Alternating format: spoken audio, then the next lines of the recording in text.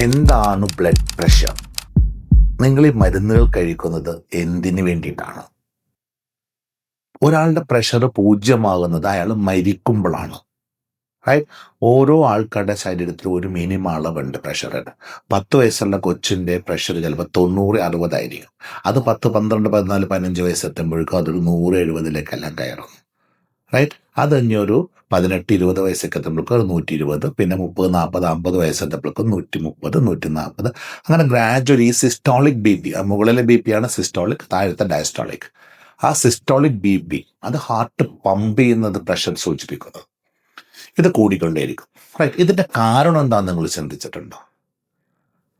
ഇവിടെ നമ്മൾ ഇതെന്തുകൊണ്ട് life style ഡിസീസായി മാറുന്ന പഠിക്കേണ്ടത്. നമ്മൾ അന്നന്ന് കഴിക്കുന്ന ഭക്ഷണത്തിലെ ഗ്ലൂക്കോസും കൊഴുപ്പും എനർജിക്ക് എടുക്കും. ഗ്ലൂക്കോസ് എനർജിക്ക് എടുത്തതിന് ശേഷമാണ് കൊഴുപ്പ് എനർജിക്ക് എടുക്കുന്നത്. ഗ്ലൂക്കോസ് പോലും എനർജിയാക്കി മാറ്റാനുള്ള അധ്വാനവും വ്യായാമമില്ലാത്ത ജീവിതം, പിന്നെ കൊഴുപ്പെടുക്കുക. ആ ബാക്കിയുള്ള ഗ്ലൂക്കോസ്, ആ ഗ്ലൂക്കോസാണ് അത് ഫാറ്റായിട്ട് കൺവേർട്ട് ചെയ്തിട്ട് ലൈപ്പോജനസിസ്. സോ ഇൻസുലിൻ റെസിസ്റ്റൻസ് വരുമ്പോൾ ഇതാണ് ഇതിൻ്റെ തുടക്കം. ശരിക്ക് ഗ്ലൂക്കോസിനെ മസിൽസിലേക്ക് കടത്തിവിടാൻ, ലിവറിലേക്ക് കടത്തിവിടാൻ ഇൻസുലിന് പറ്റുന്നില്ല. അപ്പോൾ ഇൻസുലിൻ ഗ്ലൂക്കോസിനെ ഫാറ്റായിട്ട് കൺവേർട്ട് ചെയ്യുന്ന ലൈപ്പോജനസിസിലേക്ക് പോകുന്നു. ഇതോടുകൂടി കൊഴുപ്പടിയാൻ തുടങ്ങുന്നു. റിസർച്ച് സ്റ്റഡീസൊക്കെ പറയുന്നത് 5 വയസ്സ് 6 വയസ്സ് പ്രായത്തിൽ രക്തക്കൊള്ളിൽ കൊഴുപ്പടിയാൻ തുടങ്ങും. LDL കൊഴുപ്പ്, ബാഡ് കൊളസ്ട്രോൾ. പഴയ വൈദ്യനത്തിന് ദുർമേധസ് എന്ന് വിളിച്ചു.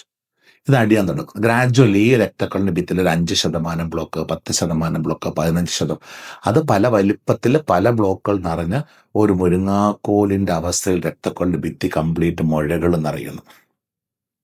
ഇങ്ങനെ കൊഴുപ്പ് അടിഞ്ഞുകൂടി കഴിയുന്നതോടുകൂടി ഗ്രാജുവലി ഹൃദയം കൂടുതൽ പമ്പ് ചെയ്താലല്ലേ ബ്ലഡ് ഒഴുകി പോകുന്നല്ലോ. എല്ലാ കോശങ്ങൾക്ക് വായു വേണം, വെള്ളം വേണം, ഭക്ഷണം വേണം. ഇത് ഒഴുകിയെത്തുന്നത് രക്തക്കൊള്ളിൽ കൂടെ അല്ലേ.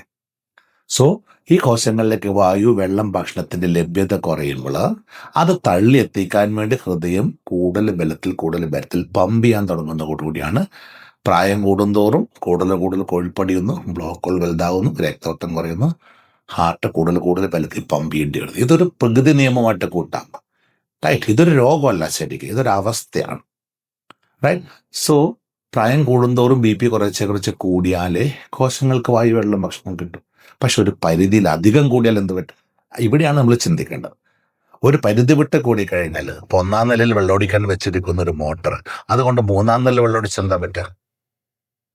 മനസ്സിലാവുന്നുണ്ട്? അതിൻ്റെ വർക്ക് ലോഡ് കൂടുന്നില്ല. 10 കൊല്ലം പോകേണ്ട മോട്ടർ 2-3 കൊല്ലം കൊണ്ട് കേടാവും. ഹൃദയത്തിന് എന്ത് പറ്റുന്ന ചിന്തിക്കുക. പെട്ടെന്നൊരു ടെൻഷൻ വന്ന് ബി പി കൂടുന്നു. 3-ാം നിലയിൽ വെള്ളമൊടിക്കുന്ന മോട്ടറുണ്ട്, 5-ാം നിലയ്ക്ക് വെള്ളമൊടിച്ച് എന്ത് പറ്റും? ഹൃദയത്തിന് താങ്ങാനാവുന്നില്ല, അല്ലെങ്കിൽ മോട്ടറിന് താങ്ങാനാവുന്നില്ല. അതൊന്ന് മനസ്സിൽ കമ്പയർ ചെയ്യാം. റൈറ്റ്?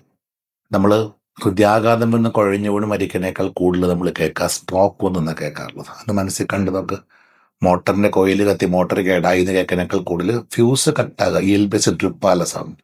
അപ്പം അതെന്താ സംഭവിക്കാന്ന്? സോ ഇതൊക്കെ നിങ്ങൾ ചിന്തിക്കേണ്ടത്. എന്താണ് ഹാർട്ടിൻ്റെ ജോലിഭാരം കൂടുന്നത്, ശരീരത്തിൻ്റെ താളം തെറ്റുന്നത് എന്തൊക്കെയാണ്, എവിടെയൊക്കെയാണ്? സോ ഞങ്ങൾ പ്രഷറിൻ്റെ ഗുളിക എന്തിനാണ് നിങ്ങൾക്ക് തരുന്നത്? നിങ്ങളുടെ പ്രഷർ ഇപ്പോൾ 160, 100 നിൽക്കുന്നു. ഗുളിക കഴിച്ചത് കുറച്ചില്ലെങ്കിൽ പെട്ടെന്നൊരു ടെൻഷൻ വന്നു, 50 BP കൂടി, 160, 210 പോവുക.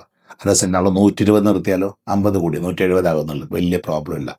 ആ 210 കയറുമ്പോൾ ചിലപ്പോൾ സ്ട്രോക്ക് അടിക്കാൻ, കുഴഞ്ഞോട് മരിക്കാം. പിന്നീട് BP കുറച്ചിട്ട് വല്ല കാര്യമുണ്ടോ?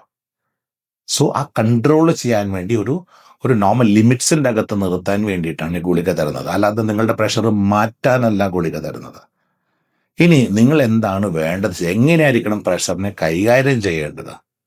ഇവിടെ നമ്മൾ ചിന്തിക്കേണ്ടത്, ഈ ബ്ലഡ് പ്രഷർ കൂടാനുള്ള കാരണം എന്താണ്? രക്തക്കൊള്ളിൻ്റെ ഭിത്തിയിൽ കൊഴുപ്പ് നിറഞ്ഞതോടുകൂടി ഹൃദയം കൂടുതൽ ബലത്തിൽ പമ്പ് ചെയ്യേണ്ടി വന്നതുകൊണ്ടാണ് പ്രഷർ കൂടിയത്.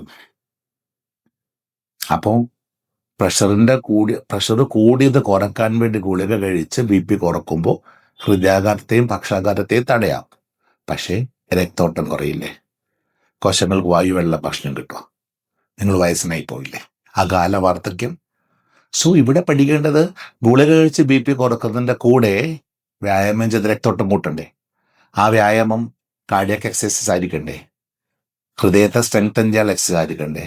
പക്ഷെ അവിടെ ചിന്തിക്കേണ്ടത്, ഹൃദയം എങ്ങോട്ടാണ് ഏറ്റവും ബുദ്ധിമുട്ട് ബ്ലഡ് പമ്പ് ചെയ്യുന്നത്? കൈയും കാലും തല, അത് അറ്റങ്ങളിലേക്കാണ്.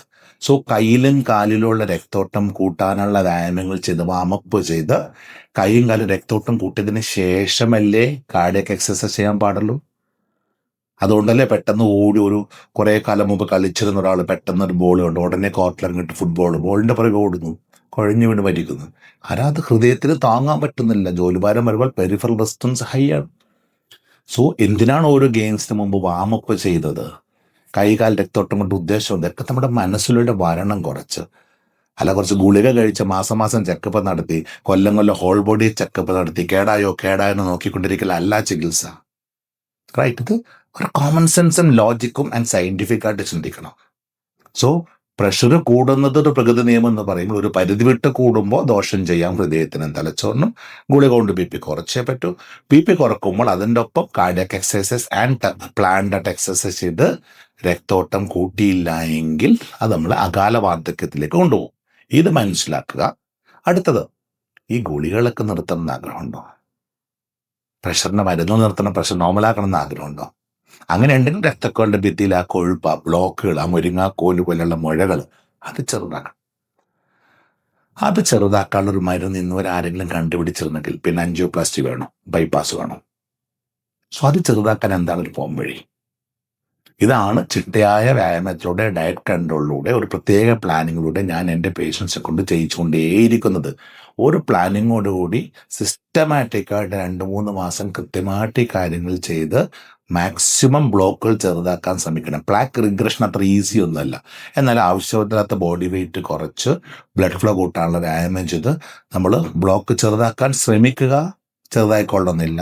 പ്രത്യേകിച്ച് ഒരു ഏജ് കഴിയുമ്പോൾ കാൽസിഫൈഡ് ബ്ലോക്കുകളായിരിക്കും, അതൊന്നും ചെറുതാവില്ല. പക്ഷേ കൊളാട്രൽസിലൂടെ ബ്ലഡ് ഫ്ലോ കൂട്ടാൻ പറ്റും. അവിടെ കാർഡിയക് എക്സസൈസ് വിത്ത് കാലൊക്കെ രക്തോട്ടം മുട്ടുള്ള വ്യായാമങ്ങളുടെ പ്ലാനിങ് കൂടി ചെയ്യുമ്പോഴേക്കും ഓട്ടോമാറ്റിക്കലി കൊളാട്രൽസിൽ കൂടെ ബ്ലഡ് ഫ്ലോ കൂടും. എല്ലാ അവയവത്തിലേക്കും ബ്ലഡ് ഫ്ലോ, എല്ലാ സെൽസിലേക്കും ബ്ലഡ് ഫ്ലോ കൂട്ടുമ്പോൾ ഓട്ടോമാറ്റിക്കലി പ്രഷർ താഴെ വരും. എത്രയോ പേരുടെ മരുന്ന് നമുക്ക് നിർത്താൻ സാധിക്കുന്ന അങ്ങനെയല്ലേ. പക്ഷെ റെഗുലറായിട്ട് മോണിറ്റർ ചെയ്യണം. കൃത്യമായിട്ട് ബി പി ചെക്ക് ചെയ്തോളൂ.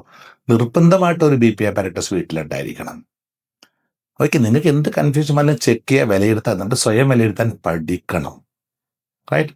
സോ ഇനി നിങ്ങളുടെ പ്രഷറിന്റെ ഗുളികകൾ നിർത്തുള്ള അത്ര ഈസി ഒന്നുമല്ല. പ്രമേഹം, ബ്ലഡ് ഷുഗർ കൂടി അല്ലെങ്കിൽ കൊളസ്ട്രോൾ കൂടി നമുക്ക് സമയമുണ്ട് കുറക്കാൻ. പക്ഷെ പ്രഷറിന്റെ പെട്ടെന്ന് ഹൈക്ക് ഉണ്ടാക്കുന്ന കോംപ്ലിക്കേഷൻസ്, ഹൃദയാഘാതമോ പക്ഷാഘാതമോ തടയാനായിട്ട് നേരത്തെ ശ്രദ്ധിച്ചേ പറ്റും. അത് അത് പെട്ടെന്ന് നമുക്ക് സമയം കിട്ടില്ല അതിന്. ഓക്കെ, സോ പ്രഷറിനെ അത്ര സില്ലിയായിട്ട് കാണരുത്. വെറുതെ കൈ നീട്ടിപ്പോയി ബി പി നോക്കിയിട്ട് ഗുളിക കഴിച്ചുകൊണ്ടിരിക്കേണ്ട ഒരു അസുഖമല്ല പ്രഷർ. It's a condition. അതൊരവസ്ഥയാണ്. നിങ്ങളെ വേണമെങ്കിൽ കിടത്തിക്കളയാവുന്ന, കുഴിയിലേക്ക് എടുക്കാവുന്ന ഒരവസ്ഥ. ശ്രദ്ധിച്ചില്ലെങ്കിൽ അത് ദോഷം ചെയ്യും. സോ അതിനെക്കുറിച്ചൊക്കെ പഠിക്കാൻ ശ്രമിക്കാം. ഇതാണ് ശരിക്കും ഹെൽത്ത് എഡ്യൂക്കേഷൻ എന്ന് പറയുന്നത്. നമ്മൾ കാര്യങ്ങൾ പഠിച്ച് മനസ്സിലാക്കിയിട്ട് നമ്മുടെ ലൈഫിൽ ഇത് പ്രാക്ടിക്കലാക്കുക. തിയറി മാത്രം പോരാ, പ്രാക്ടിക്കൽ കൂടെ വേണം. ഓക്കെ.